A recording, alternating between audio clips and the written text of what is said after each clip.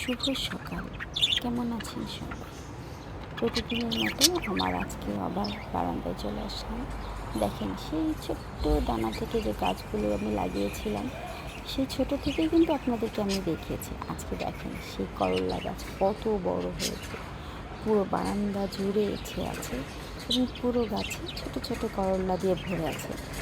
আসলে দেখতেই ভালো লাগে। আমার বেগুন গাছতে প্রচুর ফলন এসেছে। ছোট্ট একটা বেগুন গাছ, সেখানে 3টা বেগুন এসেছে। আলহামদুলিল্লাহ। আসলে দেখতেই ভালো লাগে। কতদূর পেলাম, কতটুকু পেলাম সেটা বড় বিষয় না।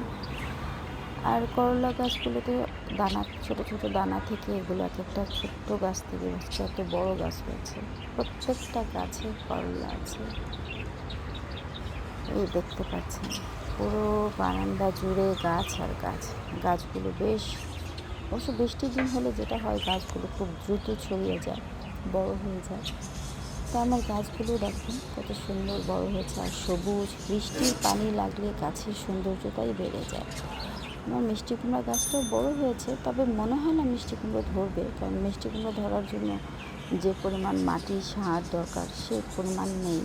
তবু পাতাটা হয়তো খাওয়া যাবে, এই আর কি। এটা আমার রসুনের পাতা, এই পুদিনা পাতা আমি অবশ্য অনেকগুলো কেটে নিয়ে খেয়েছি অলরেডি, আবার নতুন করে হবে।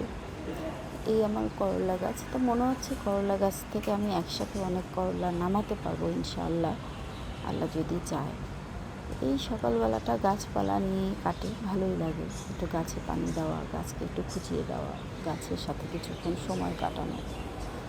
আসলে সব কিছু যার যার পছন্দ রুচি অনুযায়ী আমরা করে থাকি। যার যেটা ভালো লাগে সে সেটাই করে। আমার যেমন ভালো লাগে সকালবেলা পাখির কাছে আসা, গাছের কাছে আসা, কিছুটা সময় এখানে পার করা, এদের পরিচর্যা করা। আমার কাছে এই সময়টুকু মনে হয় একান্তই আমার নিজের সময়। আমি এভাবেই আমার মতো করে আমার সময়টা কাটাই, সকালটা কাটাই। ভালো থাকবেন সবাই। সবার জন্য শুভ একটা সুন্দর দিনের কামনা করছি। আল্লাহ হাফেজ।